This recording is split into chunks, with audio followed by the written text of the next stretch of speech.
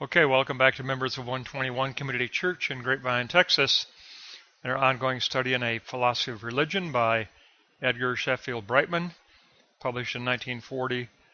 This is our penultimate lesson. We've only got one more lesson after this one. We're going to look at the experience of the Christian life.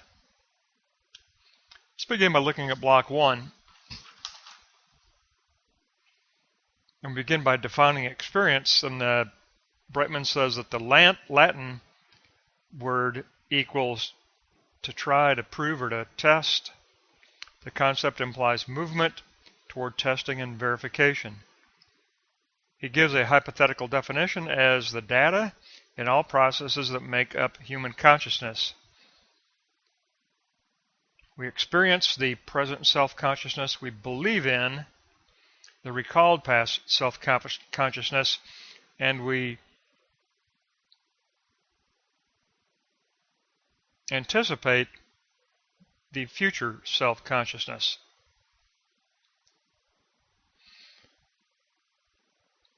That brings us on to experience and consciousness. In note 2, all conscious experience is accompanied by a posited degree of theory. It concerns the ideal. The testimony of experience is gathered in order to pass through the dialectic of the logic of faith. Religious experience is always in this dialectical relationship to God. It's always involved in the logic of faith. And in note 3, we know that this is a quest for meaning. Religious experience is concerned with spiritual value. The testimony of experience is taken in a special way. The believer always begins with an already in place hypothesis of explanation, the mindset, the starting point. It's based on prior work of the logic of faith. We always have a current sign model that we hold in our motivational base, in our long-term memory. But the theoretical must proceed to the practical. That's why Brightman says, in note 4, we move on to practical phronesis. Gnosis transitions to phronesis, or what Brightman labels practical working, in order to test the truth of experience. Our hypothesis of evaluation and explanation must be dialectically referred to actuality. That leads to praxis, which Brightman defines as conduct in light of belief. Praxis is conduct in light of belief. So we get a theoretical look at what is the meaning of experience in block 1. Now we take a look at how we develop religious experience in block 2. How do we develop this experience that we've defined? And basically, Brightman tells us we refine it through meditation and prayer. Under meditation constitutes the inner life of living religion. It contributes to the coherence of the whole or the entirety of life. It integrates the religious personality. But it cannot exclude the rational endeavors. It must remain within its bounds, says Brightman. In addition to meditation, we take a look at prayer as subjective and objective. Prayer is the innermost essence of religion. It presupposes the personalism view of God that Brightman posits. It is an ongoing living communion. There are 6 classifications of prayer. Petition for physical things, that is a subjective aspect. Petition for spiritual value, that is a subjective aspect. Petition for forgiveness, again, a subjective aspect. Prayer and adoration are objective, and prayer of intercession is also objective. That brings us to number 6, thanksgiving and praise, which Brightman says begins as subjective, but reaches toward actualizing the objective in purpose. So we end up with a triad of subjective petition plus objective adoration and intercession lead to the movement of thanksgiving and praise and actualization. And then from here we take a look at the conclusive axioms And Brightman says believers are in a cooperative endeavor with God, therefore prayer, a petition, is a logical necessity. Believers express soteriological purpose through prayer to imprint objective natural law and to imprint sensate situations, and to lift them into soteric event. Experience as dialectically participated in becomes the final critique of the validity and the truth of our posited petition. Mysticism is a quality of religious experience. It characterizes our consciousness of God. It is coupled with meditation and prayer, so religious experience is edified through meditation, prayer, and mysticism. All of them define religious consciousness.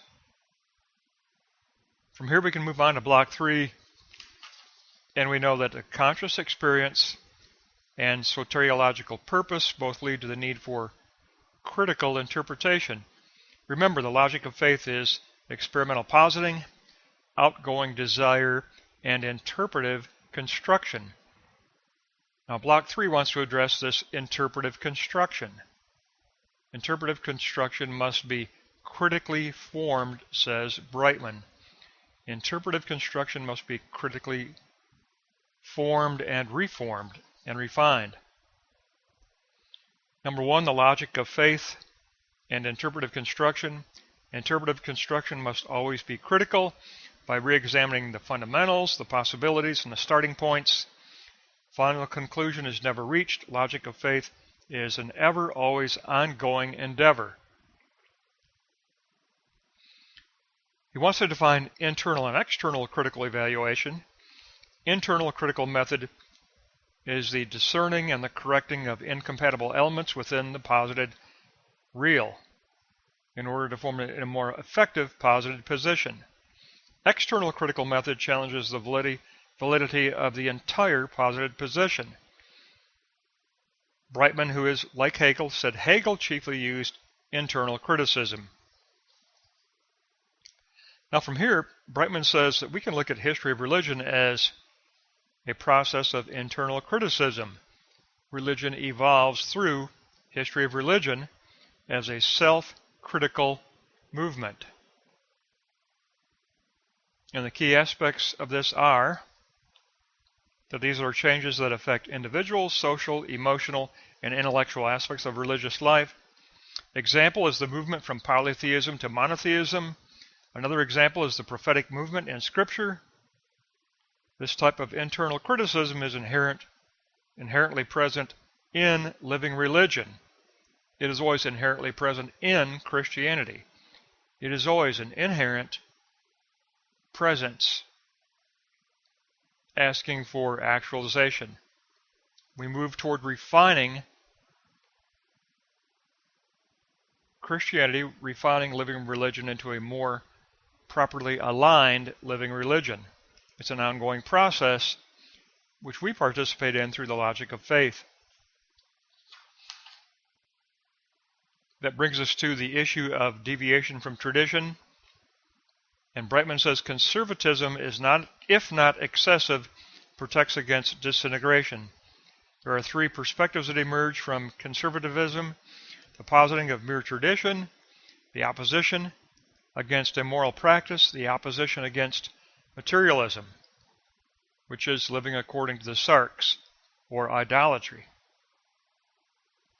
So basically, in this penultimate lesson, Brightman wants to address, after all of the theoretical work, he wants to address actual experience. But actual experience takes on some very, very deliberate and determined moments that can be described. And if you look at block 1 and take a look at note 5 in block 1, let's take a look at that because it looks at living religion experience in the foundational moments of positing. Number 1, self recognizes the need to further develop the personal ideal that is held as hypothesis. It has to go outside itself as that outgoing desire of the ideal. Second, emotive force is supplied by the metaphysical interpretation of faith, which every believer holds in his or her motivational base of conviction. Third, the self is converted by objective revelation of the real, labeled by Brightman as axiogenetic tendencies. Then we recall Jesus as the Christ, as a critique of all moments of the logic of faith. Then, and only then, is the gnosis of personal ideal transition to practical phronesis positing. And from there, praxis action is taken up as a conduct in light of belief. So experience gets a very precise definition by Brightman. He wants to really explain how do we critically perform interpretive construction of the real, and then posit that interpretive construction of the real. Well, in that block 1, note 5, we get the steps. We do realize we have to go outside the self. We can't just keep it internally held as an abstraction. We do have a base of conviction that we begin with that gives the emotive force to what we're doing. And then we must, before we go out of ourselves, an outgoing desire, we have to analyze and look for those nodal points of entrance in actuality, and those are axiogenetic tendencies that show up. Our reference is always Jesus as the Christ, but we want to lift axiogenetic tendencies into axiosoteric event. That is our goal. Lift axiogenetic tendency to axiosoteric event. We do that by looking toward Jesus as the Christ. And then, moving from abstract theory to phronesis practical positing, and from phronesis practical positing to praxis action as conduct in the light of belief. Conduct in the light of belief. So Brightman gets very, very specific here in analyzing the experience of living religion, the experience of the Christian life. It must be a critical, self-examining life at all times. We always are involved in the logic of faith. That means we're always involved in self-examination, critical self-examination. Critical movement and critical self-examination is essential and inherently present in the logic of faith, says Brightman. So this takes us from 410 to 450. The final lesson will cover 450 to 489, and that will wrap up the book. So this is our penultimate lesson. Primarily, you could probably key in on block 1, note 5, and you could look at the specific steps involved in becoming a self-critical believer who posits the notion of the real, the notion of ideal kingdom, and what those steps involve. And basically they involve our goal of actualizing axiogenetic tendencies and lifting those tendencies into a axiosoteric or axiosoteriological event, an event of salvation, an event of sanctification, an event of kingdom. So tremendous lesson here in this penultimate lesson, and obviously we have a lot to be thankful for from Edgar Sheffield Brightman. He's a great teacher. He looks at all of the evidence in Scripture, and he does a great teaching on the philosophy of religion. This will wrap up our penultimate lesson, and we will pick up next time on page 451.